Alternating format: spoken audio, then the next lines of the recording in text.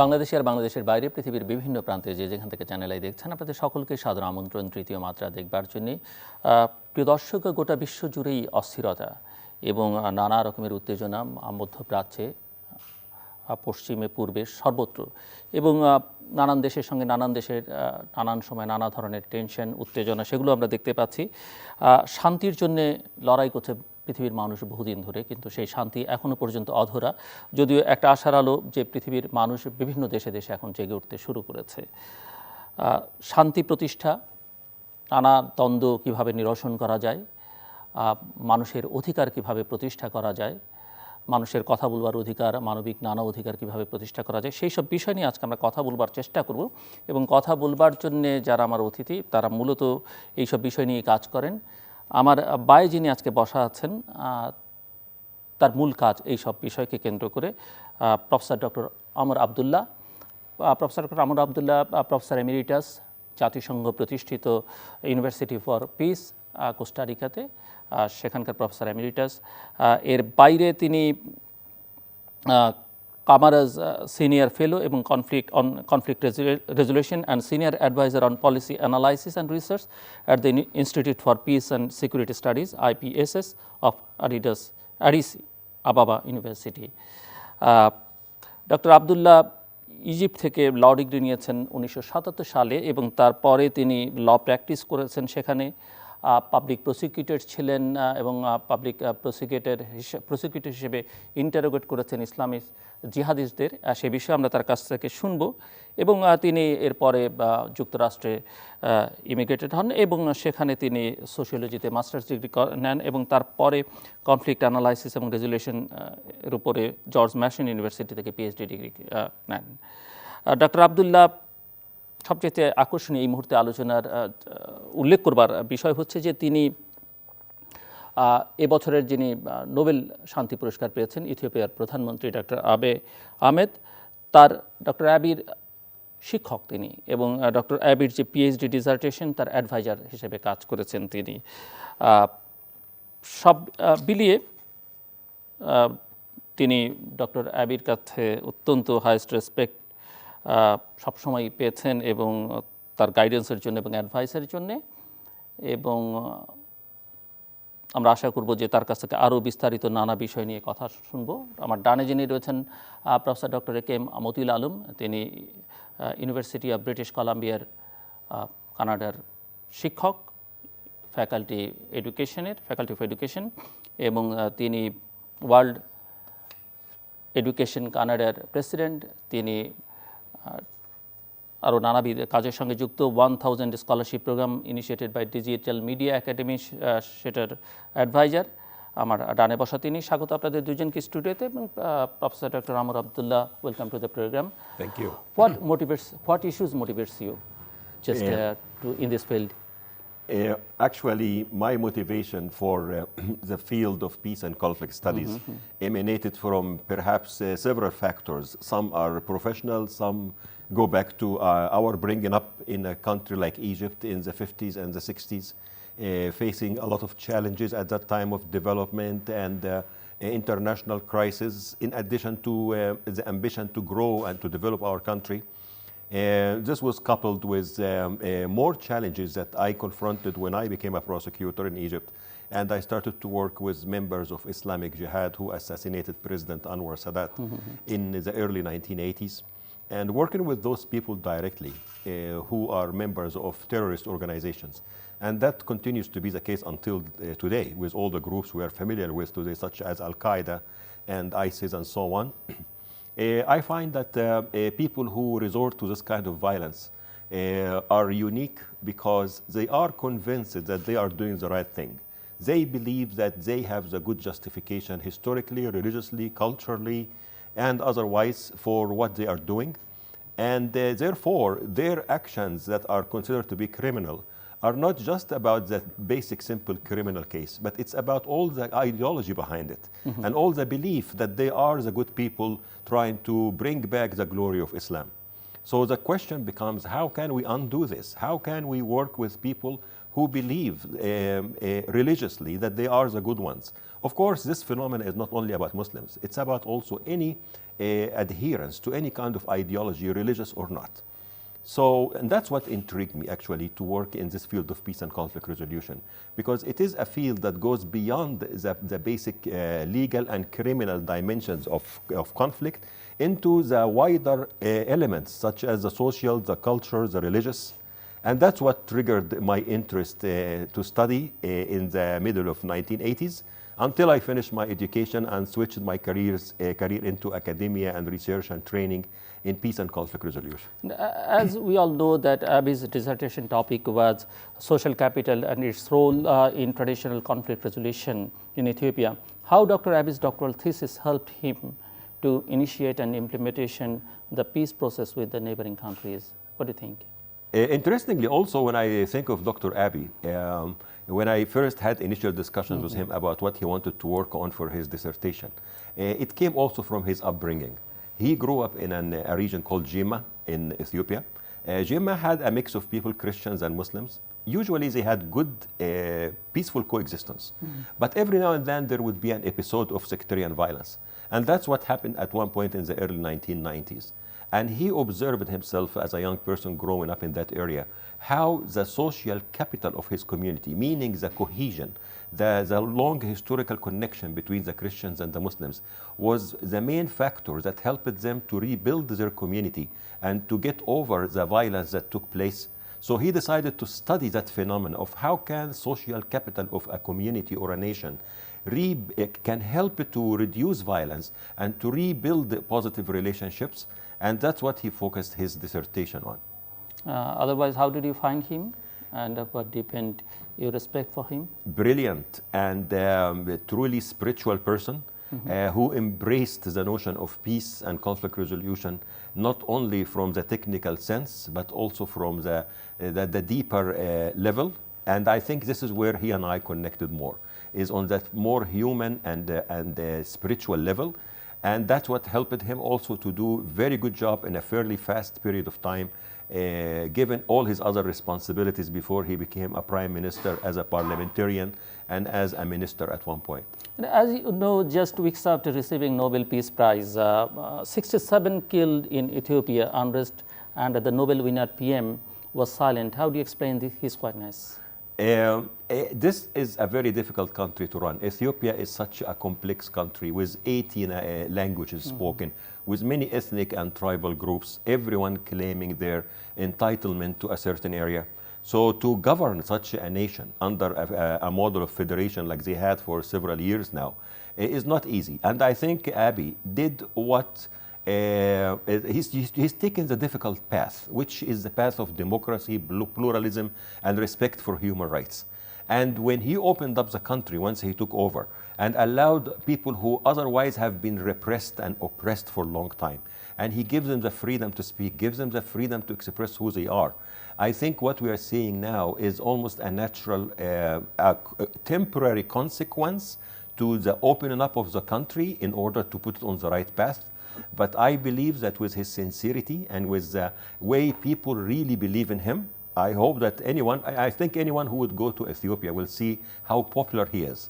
There are fringes of people who may not be happy and satisfied. This will always be the case. But I have a lot of confidence that Abiy is wise enough to know how to contain those issues and to bring everyone on board of his agenda for democracy and human rights. I'll come to you again. Professor Dr. Matiul Alam একজন মুক্তিযোদ্ধা হিসেবে আমি একটা আপনাকে প্রশ্ন করতে চাই যে 48 বছর বয়স হলো বাংলাদেশের মানুষ এখনো শান্তি খুঁজছে আর পৃথিবীর নানা প্রান্তের মানুষ তো খুঁজেই চলেছে।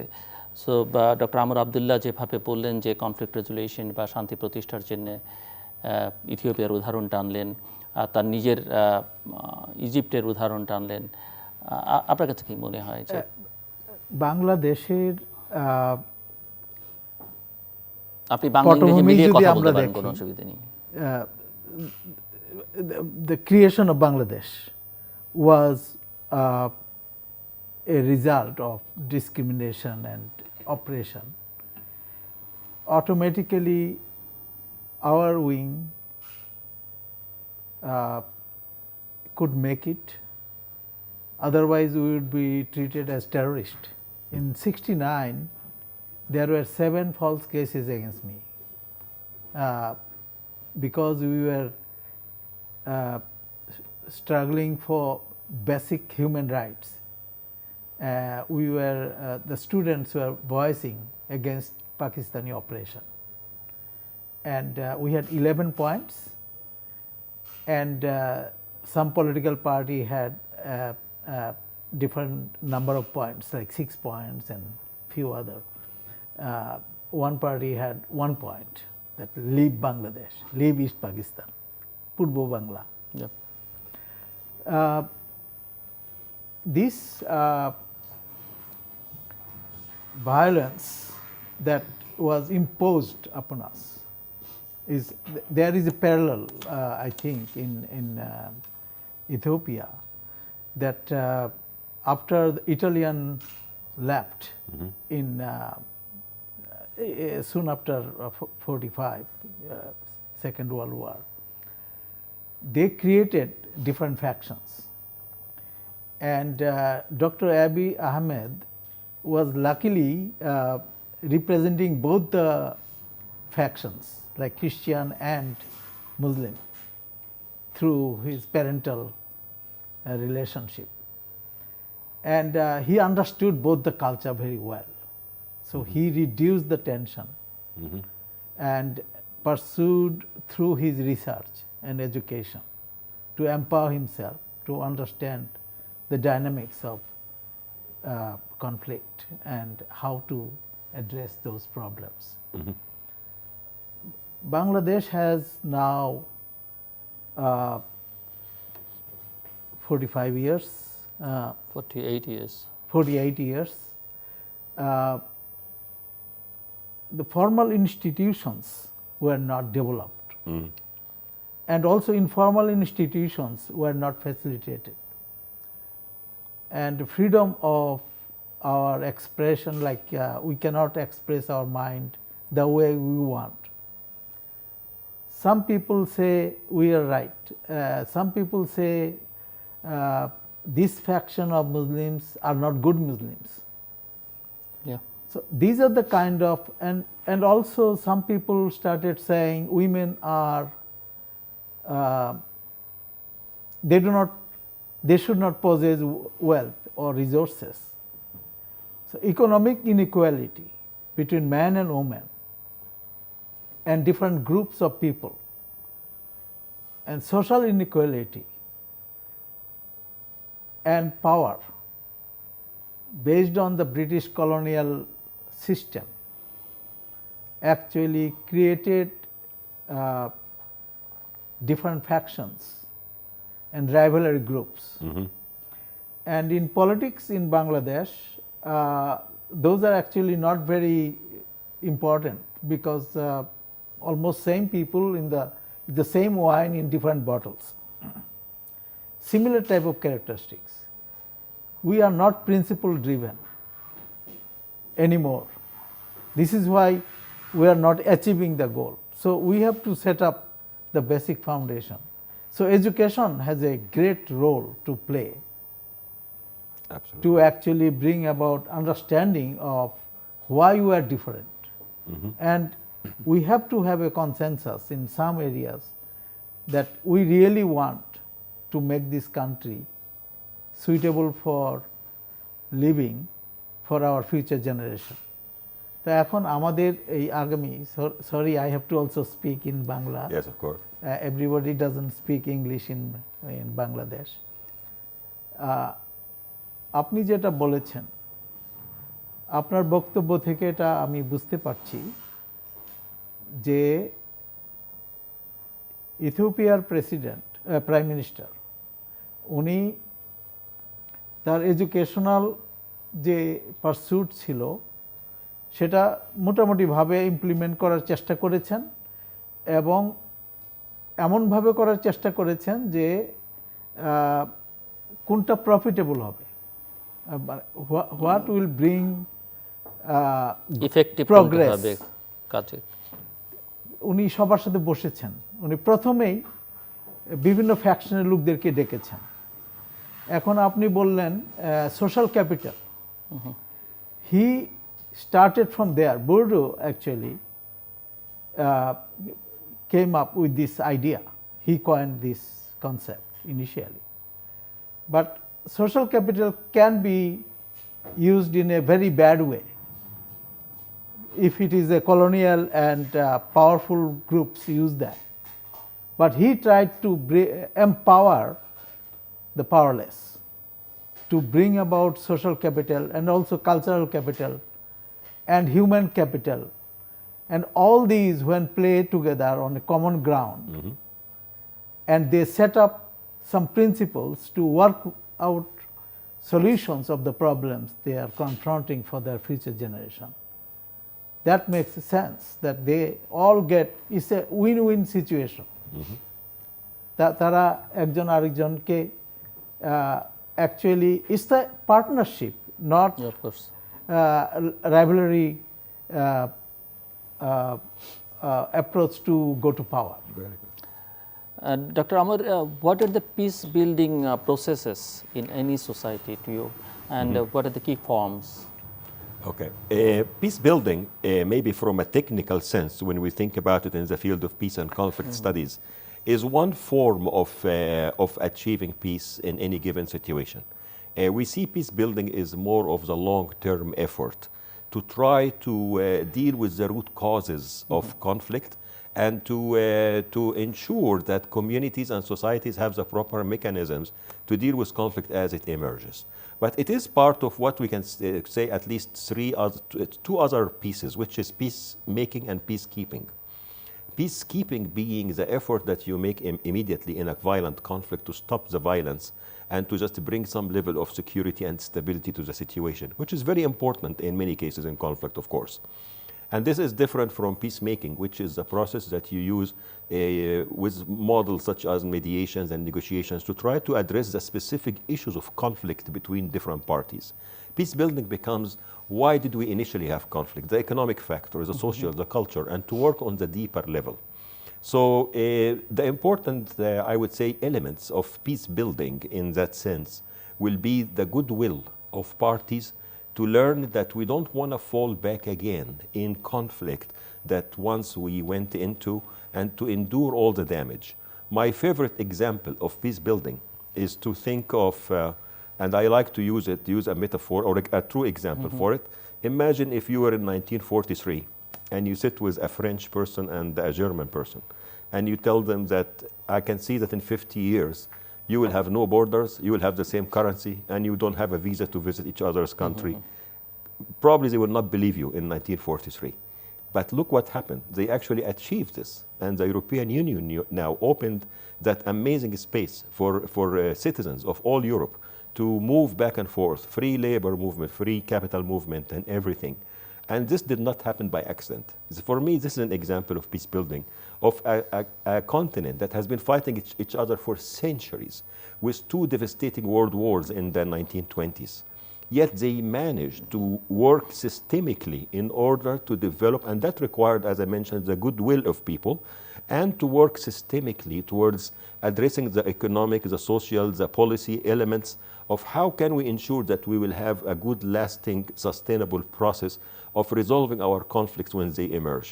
And I believe that Europe now, it's not like they don't have conflicts anymore. They do. Look at Greece 2-3 years ago. They were unable to pay their debt. Yeah. I imagine if that happened 100 years ago, Germany would have invaded Greece to take their money back. But now they have proper mechanisms for how to deal even with such a delicate issue. And for me, that is a model that we can be all inspired by, to think of how can we rebuild our countries. And this is very similar to the model that Abiy Ahmed was inspired by in his country to try to rely on the notion of social capital. Every nation has social capital. It is how to discover it, how to rally people, how to get the media and education to focus on it and to make it actually an element of strength for a society. You are talking about European Union, so how do you see the Brexit issue? How do I see the? Brexit issue.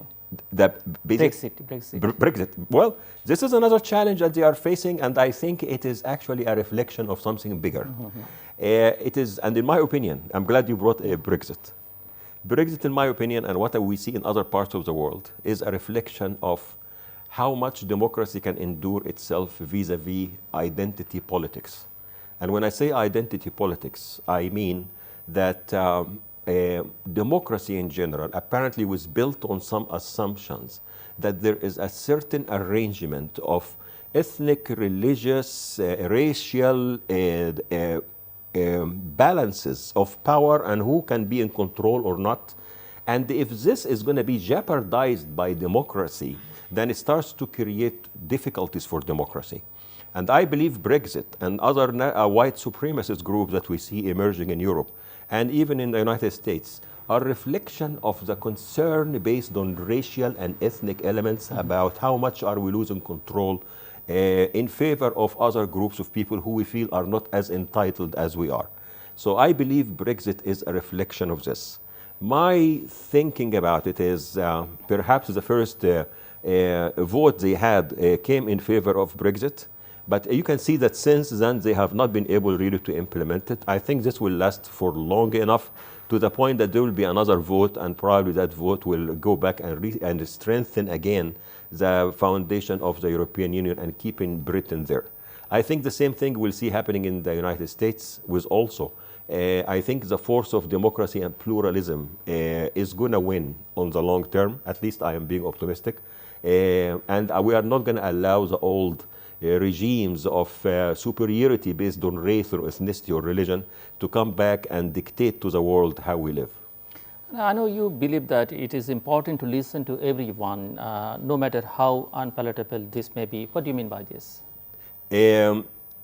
What I mean by this is, maybe I'll give you a story that happened just to me 2 weeks ago. I was in Europe, and with actually the European Union and the European Parliament, given sharing findings from research we conducted on migration that is going from Africa to Europe, and with all the risk that's associated with it.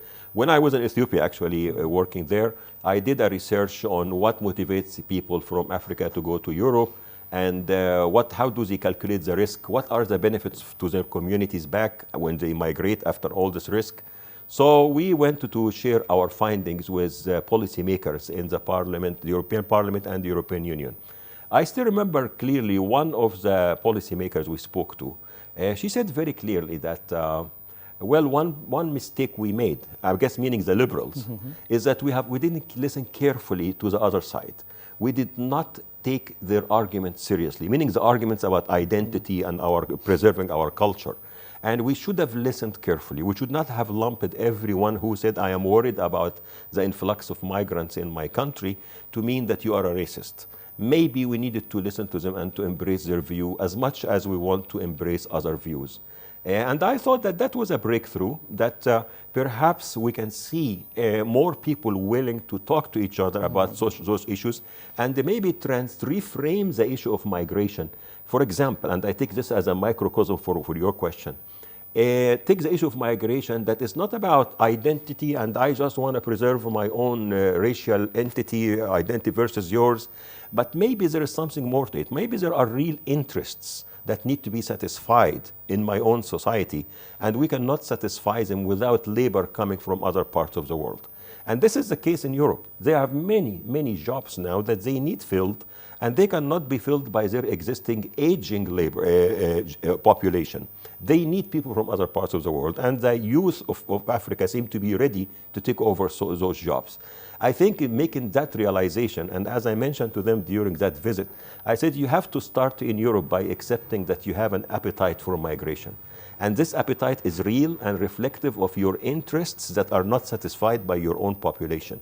Maybe if you accept this, then you will develop policies that are actually about win-win, as our colleague said, that you will be able to find ways that you can bring people to come and do this work for you, and then go back home, because they are not interested necessarily in living just in Europe, but they want to be free to go back and forth to their own home countries and be with their families as well. So there are ways that we can work around issues of racism, issues of superiority, by translating the conflicts into what are the real interests and needs of people, and how can we satisfy them mutually. And that's what the bread and butter of peace and conflict studies. Dr. Matiul Alam. অনেক ধন্যবাদ, thank you for raising the issue of interdependence. I thought initially the hegemonic power, the authority, dictatorial power around the world, তারা চিন্তা করে যে তারাই সবচেয়ে শক্তিশালী, তাদের সাথে তাল মিলায়ে সবাইকে চলতে হবে, পাশাপাশি দেশগুলোকে তাদের কথা শুনতে হবে। We have to listen to powerful countries. What they like, we'll have to follow that. This is happening in between USA and Canada with the lumber industry and many other issues. একটা serious বিষয় হলো যে as experts of conflict resolution আমাদেরকে মানে দেখতে হবে যে আমরা ইন্টারডিপেন্ডেন্সিটাকে প্রমোট করতে পারি কিনা, instead of authority dependent programs. Interdependency in a way that you are saying that workers are going from one country to another country and they should be able to come back. আমি একটা জিনিস চিন্তা করেছি recently, I have visited many of the farms in Canada, and I can see a very good prospect that Bangladesh workers can go and not only go there for 5 months, work during the summertime in the farms, but also they can actually continue working if the farming we can improve over there. Because all the major farms are subsidized in Western world. And with our participation, Bangladesh labor force can make it running throughout the year, because production and then processing, you know, here there is a pran, for example. They are getting a share in British stock Pran market. is a brand here. And these are the kind of product Consumer in those countries also can be produced through the investment of people from Bangladesh and other countries. And Japan is actually losing almost 20% of their senior citizens from the workforce. We want to fill that. And we have to have a strategic plan. আমি এখানে সচিবের সাথে কথা বলেছি, আমাদের ওই workforce ডেভেলপমেন্টের যারা বাইরে লোক পাঠাচ্ছে, বৈদেশিক কর্মসংস্থান মন্ত্রণালয়, ইয়েস, কর্মসংস্থান মন্ত্রণালয়ের সচিব এবং একজন এডিশনাল সচিব, 74 areas they are training people to be able to work in foreign countries, in Middle East and other countries, to be compatible, because other countries are doing much better in terms of preparing their human Labor resources. force. Yeah. But we have to actually think about it and plan so that we can have at least 20 million Bangladeshi working in Japan and taking over Japan in 100 years as our partner. But skill development এর দিকে মনোযোগ But দিতে হবে। we have to focus in training and education, as you are saying. Excellent. And another important point you mentioned that I really like, that the perspective, whose perspective it is. It has to be আমাদের নিজেদের ধারণা, our own perspective, perspective of the other party, and perspective of third party, those who are actually monitoring this. It could be United Watching. Nations, could be experts, could be watching people যারা দেখবে এটা, যে এই তিন ধরনের perspective যদি আমরা সমন্বিত করতে পারি, if we can bring them together, then we can solve some of the problems. And actually in workplace or in small areas, some of the important aspect would be, what is the disagreement between the groups. We have to understand that. We have to redefine and redefine in everybody's term and try to have a common ground. And then we have to set up a goal, common goal, that we want to achieve this. We really want to have a marriage between two families, you know, that kind. And then determine ways to reach that, how we can go there to reach that goal. Because if we cannot determine, we do not have the resources, we will not be successful. And then we have to also identify the problems and barriers. Of course. যে কি জন্য আমরা এটা পারছি না, কি কি problem হচ্ছে, তারপর আমরা actually identify our own responsibilities. এই প্রসঙ্গে আমরা ওনার কাছে শুনে আবার হয়তো আপনার কাছে আসবো। Doctor Amr, you are an active figure in promoting interfaith dialogue and effective cross cultural messages. What are the statuses of these issues all over the world? I think it's a mixed story right now. On one hand, I think maybe I can have to relate it to one important factor, which is social media. Yep. Right now, I think we are able to see things that we have not been able to see live for many generations. The new generation is able to communicate with each other, and this communication is a double sword. Sometimes it is a good bridge, and with good informed educational programs, you can actually use social media and new technologies to make people understand each other. And actually, I did work on many programs of this type, and I saw the effect of bringing people, young people together on online platforms and getting them to learn about each other, to learn about differences, and to learn how to work together. And in doing so, you really transform people into becoming better global citizens. On the other hand, this kind of social media and new media in general is also a form of sending messages of hate, stereotyping, and negative propaganda about different groups depending on different situations and the interest of different groups.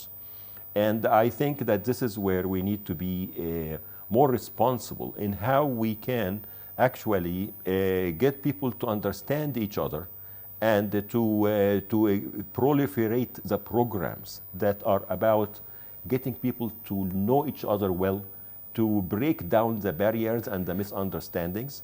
And this is where I think there's a big role, not only for governments, but also for civil society and for educational institutions, and to start to develop together maybe some type of consortiums of civil society organizations and education outlets worldwide.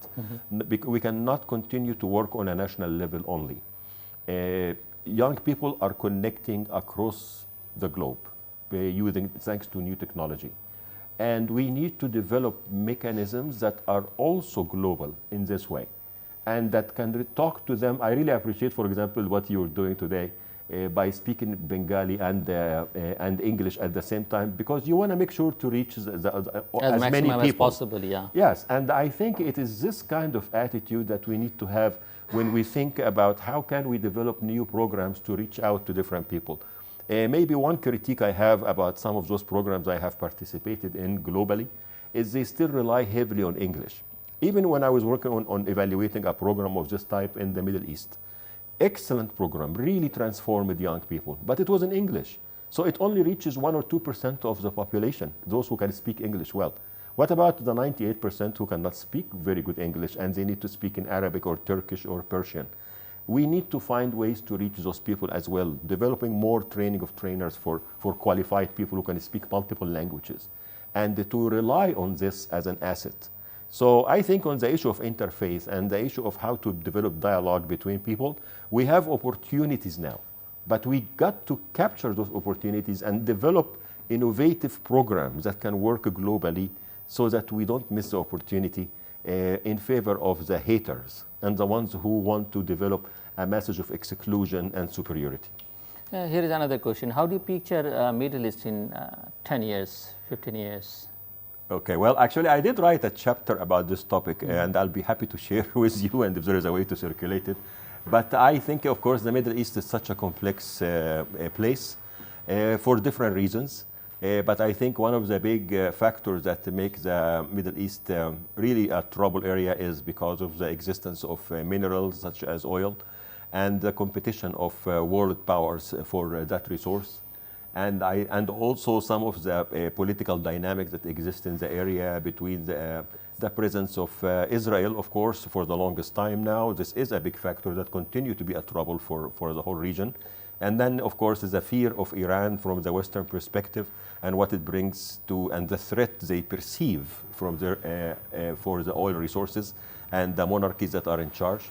I think that those dynamics are troubling, and they will continue to affect us in addition to some of the larger ones, such as the issues of migration, the youth bulge that we have in the region, the new dynamics of what's happening in the region of sub-Sahara Africa and the Sahel, and all the trouble that's coming with this area because of the environmental changes that are happening and the climate change affecting all the economic patterns of life in that area.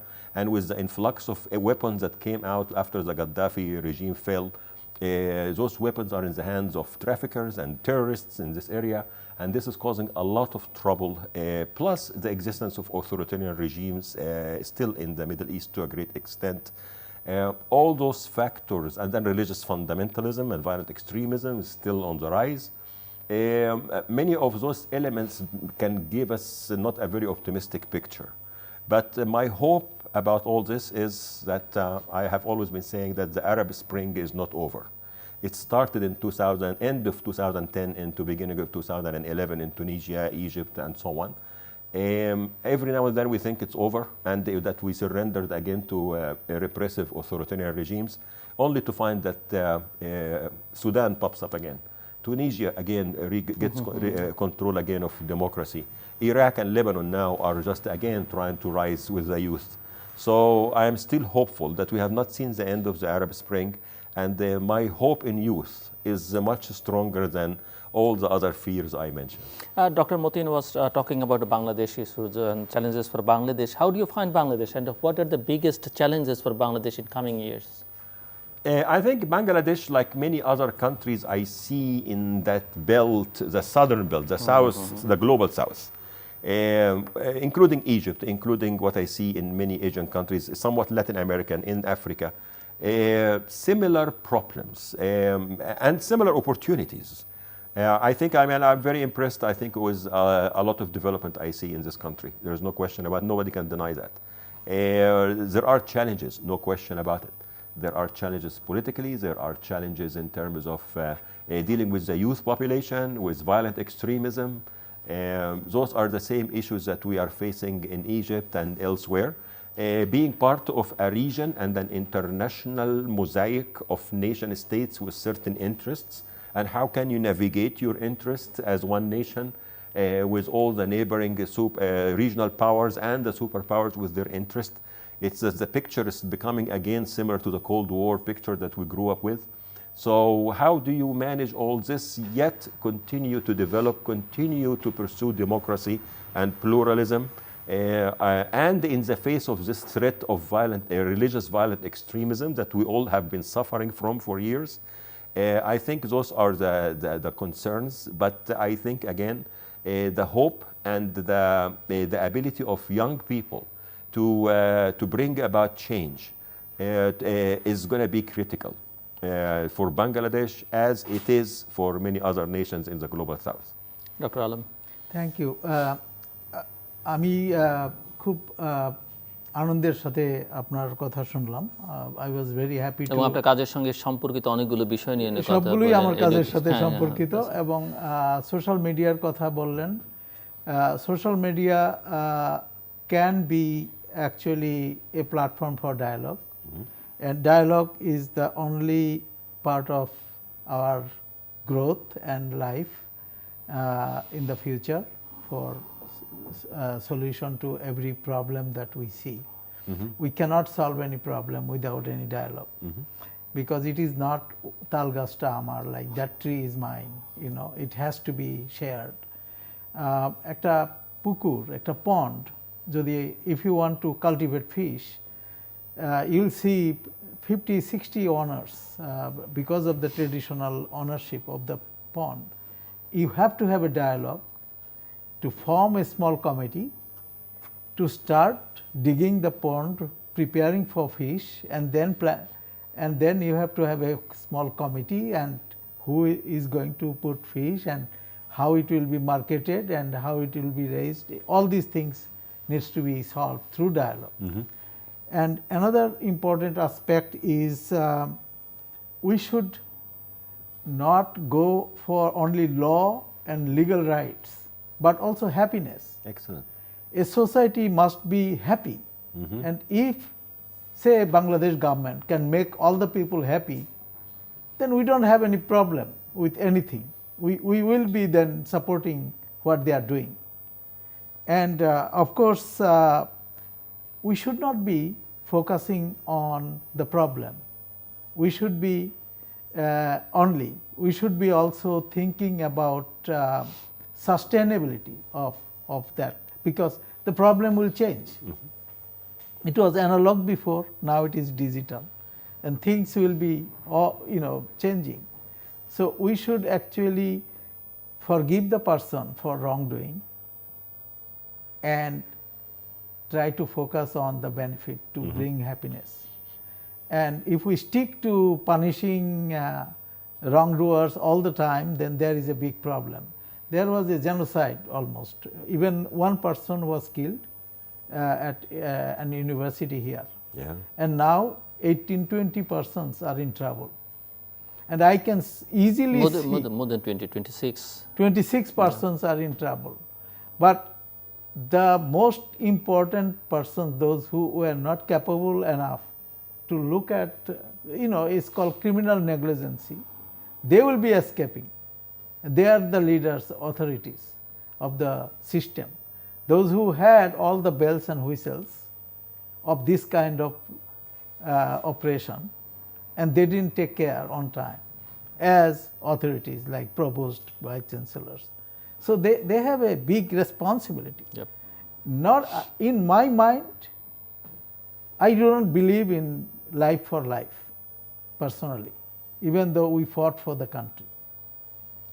I strongly believe the root cause of the problem, where it started from. Why so many people did not feel that it is a shame, it is not good thing to do.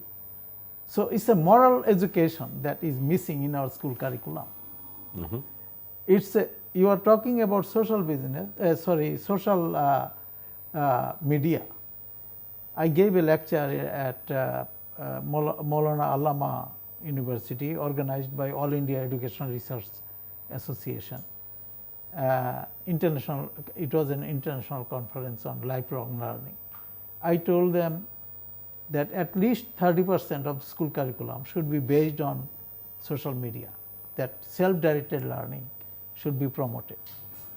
And if we have that kind of activity, আমরা যদি social মিডিয়াটাকে যদি কারিকুলামে আনতে পারি, তাহলে কিন্তু আমাদের সিটিজেনরা এই পলিটিশিয়ানদের উপরে তাকায় থাকবে না, প্রবলেম সলভ করার ব্যাপারে তারা উদ্যোগ নেবে এবং তারা প্রিপেয়ার হবে for better world, better country. এবং আমাদের যে একটা বড় প্রবলেম, যে আমরা মুখে যে কথাগুলো বলি এগুলো আমাদের শত্রু হয়ে যায়, এইসব ব্যাপারে এবং সোশ্যাল মিডিয়া ইউজের ব্যাপারে আমরা ল করে কিছু করতে পারবো না, যে পর্নোগ্রাফিক প্রোগ্রাম বন্ধ রাখবো, দিস অ্যান্ড দ্যাট। না, সেটা না করে আমাদেরকে টিচারদেরকে ট্রেনিং দিতে হবে প্রথম, অ্যাওয়ারনেসটা তৈরি করা দরকার। টিচাররা জানবে how to handle this things. আমাদের টিচাররা স্কুলের কোনো ট্রেনিংই নাই তাদের। একটা স্কুলে গেলে 10 জন টিচারের মধ্যে একজনের হয়তো একটা বিএড বা বিটি ট্রেনিং আছে, পুরোনো আমলেরগুলো বিটি। তো এই ট্রেনিং দিয়ে এটা হয় না, একটা it's a life long learning process. তাদেরকে নতুন নতুন জিনিস শিখতে হবে। তো এখন আমরা কি বলতে চাই? আমরা বলতে চাই আপনার কথা ধরেই যে সোশ্যাল মিডিয়াকে আমাদের ইউজ করতে হবে প্রবলেম সলভিংয়ে, কনফ্লিক্ট রেজলিউশনে, এবং এর জন্য আমাদের নিজেদেরই একটা গাইডলাইন থাকতে হবে।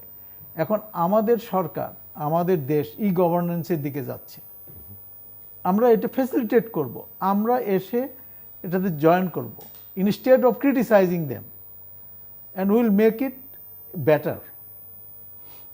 আর ওই যে ক্রাইটেরিয়াগুলো আমাদের সেট আপ করতে হবে, এই জিনিসগুলো যদি আমরা করতে পারি, উই ক্যান অ্যাচিভ। আর আপনার ইন্ডাকটিভ এবং ডিডাকটিভ অ্যাপ্রোচ আমরা যদি ইউজ করি, inductive is more from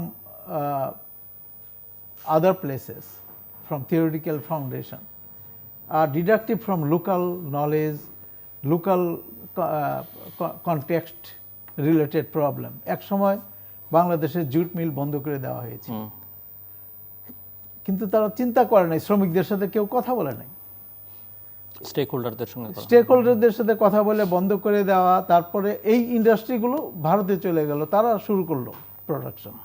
jute এখন কামিং ব্যাক। তো এই জিনিসগুলোকে রিভাইভ করানোর জন্য তখনই হয়তো একটা উদ্যোগ নেওয়া যেতে পারত।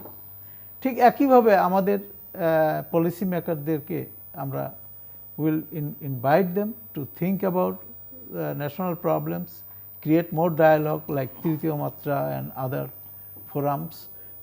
There should be formal institution, and actually transition can be very painless if we have that kind of opportunities.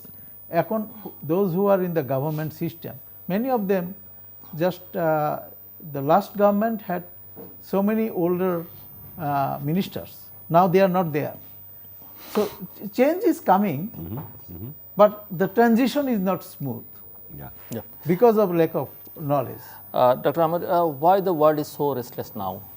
To me, it's restless. Why the world is so restless now? I think a lot of rapid changes happening, a lot of doubt about the ability of in the last 3 decades of the one superpower system to maintain world peace, and also suspicion about capitalism as we know it and free market to be able to pursue happiness of people and to achieve it. I think those are raising a lot of questions for people. There are more and more deeper questions about our meaning of existence, and I think the spiritual dimensions of our existence. And this is not being satisfied by the crude economic and financial gains or dividends that come from a capitalist model. People realize that there is something deeper to their existence that is not satisfied. And I think it is that search and that questioning. In addition to what I mentioned about the identity politics and how they are challenging everything and almost trying to take us back many, I would say, centuries back into a notion of superiority based on race and gender and the religion and so on. So I think we are really in a crossroad as a humanity right now. Are we going to move to the next level of what seemed to be the logical step towards pluralism and acceptance of human beings as human beings, accepting the notion of citizen but moving it towards the notion of global citizen rather than just a national citizen? Are we going to discover new economic/social models that are about pursuing the well-being of human beings as a whole, not just from the economic dimension?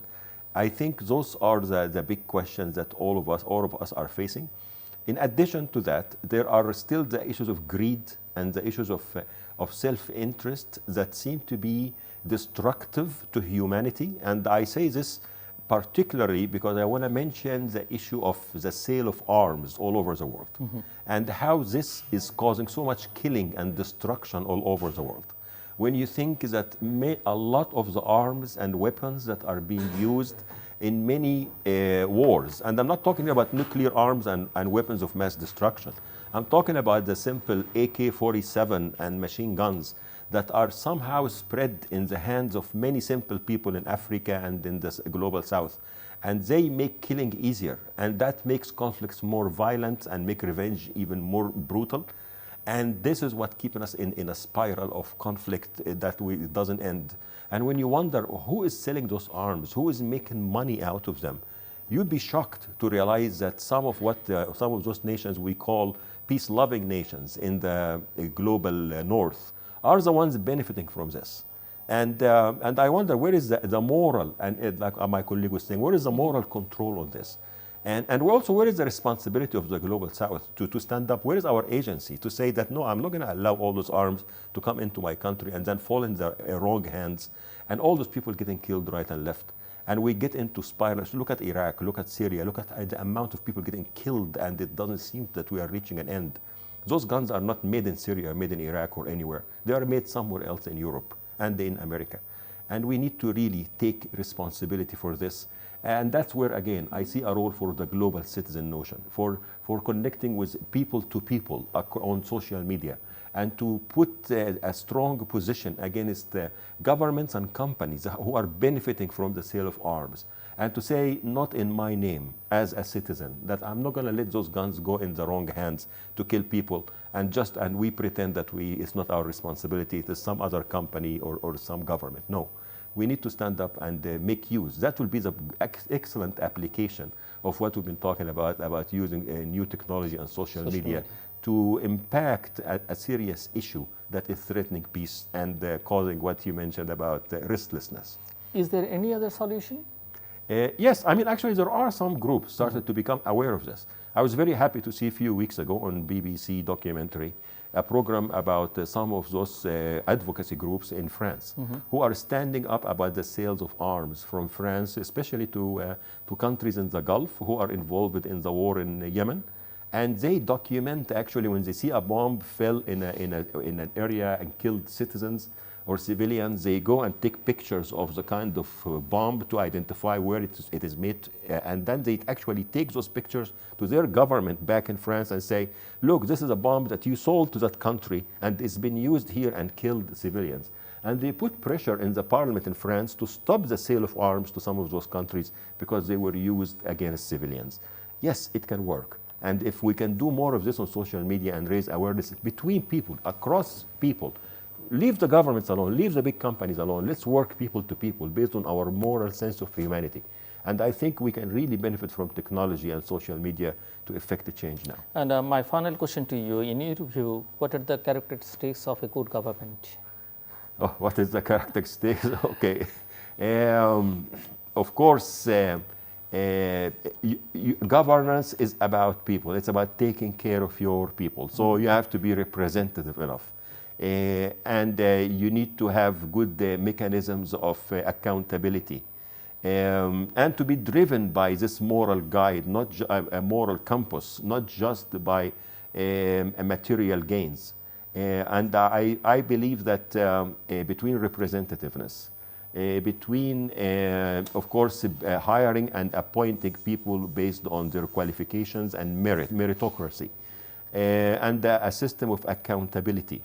And I think those are key for making sure that there is good governance. Now, how does this look like? I mean, we don't have to copycat what happens in other countries. Every country, every society is unique. But if we maintain those elements, representativeness, accountability, and meritocracy, then I think that we can have a good foundation for any good governance. Thank you. Dr. Matiul, আপনি অনেক important কথা বলেছেন। বিশেষ করে good গভর্নেন্সের জন্য যে basic requirements, এই জিনিসগুলো যে আমি আরও একটু যোগ করতে চাই, সেটা হলো যে keeping the commitment is very important, because every election time they have some commitments. If the government thinks about how to achieve those commitments, if they create informal and formal dialogue system to identify ways to achieve those goals, they can do much better. And also, any government comes to power, they cannot just think that it is their party or themselves. It is actually whole country. It's one. Everyone belongs to them. It's like in the family, if a child is disabled, family doesn't abandon them. If a child is Marxist, they do not say you are out. If the child is very much religious, they do not say you are out. So they accept diversity within their own family. In the country also we have to have diversity, and that is the beauty of a country. Somebody was saying that if there was no critic, there was no quality improvement. And those who criticizes, they actually are real friends. in terms of giving them the ability to understand the weaknesses or shortcomings. আরও অন্যান্য জিনিস আছে, যেমন for example আমাদেরকে একটা শক্ত health system তৈরি করতে হবে, এটা পার্সোনাল অ্যান্ড ইন্ডিভিজুয়াল লেভেলে। Any government can do it. It is needed, rich and poor. Rich dies for overeating, and poor dies for poverty. Undereating, yeah. Dieting. And also, most importantly, we have to focus on our family and children first. If there was thinking about children, only children, after a man and woman get married, they are young, they get married, they only think about, okay, I'll not take the baby now because we want to have some fun. Okay, শেষ করতে হবে। give them a little bit of time, but again they have to think when the child is born, if they want to have separation, they have to think about the child that they are creating for this world. Yes. And then they have to actually focus on some other important aspects of society building, and that they have some responsibilities. They have to take responsibility, and they have to be active. So it is our life, our government, our society that is actively engaged for a better world for the future generation after even 1,000 years. দর্শক, আমরা অনুষ্ঠানের শেষ প্রান্তে তৃতীয় মাত্রা সম্পর্কে আপনারা লিখতে পারেন ডাকে, ইমেল, SMS এর মাধ্যমে, ইন্টারনেট, আমাদের অফিসিয়াল ওয়েবসাইট অথবা সোশ্যাল মিডিয়াতে যেসব পেজ রয়েছে সেসব পেজে আপনাদের মতামত রাখতে পারেন। আর আপনাদের মতামত আমাদের অনুষ্ঠান তৃতীয় মাত্রা আপনি দেখতে পাবেন প্রতি বৃহস্পতিবার এবং শুক্রবার বাংলাদেশ সময় রাত 2টায়, সোমবার সকাল 11:30টায়, শুক্রবার দুপুর 1:30টায় দেখবার আমন্ত্রণ রইল। তৃতীয় মাত্রার পর্বটি আপনি সামাজিক যোগাযোগ মাধ্যম ফেসবুক ও সরাসরি দেখতে পারেন। ফেসবুক এখন তৃতীয় মাত্রা লাইভ স্ট্রিম হচ্ছে, আর iOS ডিভাইস থাকলে আপনি অ্যাপ স্টোর থেকে তৃতীয় মাত্রা অ্যাপটি ডাউনলোড করে নিতে পারেন তৃতীয় মাত্রা দেখবার জন্য এবং অনুষ্ঠান সম্পর্কিত তথ্যাদি জানবার জন্য। ডক্টর মতিউল আলম এবং ডক্টর আমর আবদুল্লাহ, অনেক অনেক ধন্যবাদ। Thank you very much. দর্শক, কথা হচ্ছিল শান্তি নিয়ে এবং দ্বন্দ্ব সংঘাত নিরসনের উপায় নিয়ে। সব কথার মূল কথা যেটি, মানুষ শান্তিপ্রিয়, শান্তিই চায় শেষ পর্যন্ত। কতিপয় মানুষ হয়তো অশান্তিটা তৈরি করে এবং এর জন্য শিক্ষা, স্বাস্থ্য, এইসব খাতে নজর দেওয়ার কোনো বিকল্প নেই। ইনক্লুসিভ একটা অন্তর্ভুক্তিমূলক সমাজ, রাষ্ট্র প্রতিষ্ঠার কোনো বিকল্প নেই। মানুষের অধিকারের দিকে নজরটা দিতে হবে। মানুষের কথা বলবার স্বাধীনতা, চিন্তার স্বাধীনতা, মানুষের মৌলিক অধিকারগুলো নিশ্চিত করবার দিকে রাষ্ট্রকে নজর দিতে হবে এবং তার মধ্য দিয়ে এবং পারস্পরিক শ্রদ্ধাবোধ, ভ্যালুজের কথা বলা হয়েছে এখানে, স্পিরিচুয়াল নানা দিকের কথা বলা হয়েছে, সেই সব বিষয় নিশ্চিত করতে পারলে হয়তো পুরো শান্তি প্রতিষ্ঠা না হলেও অনেকখানি শান্তি আমরা প্রতিষ্ঠা করতে পারবো। দর্শক, আমাদের সঙ্গে থাকবার জন্য অসংখ্য ধন্যবাদ। আপনাদের সবার জন্য শুভকামনা।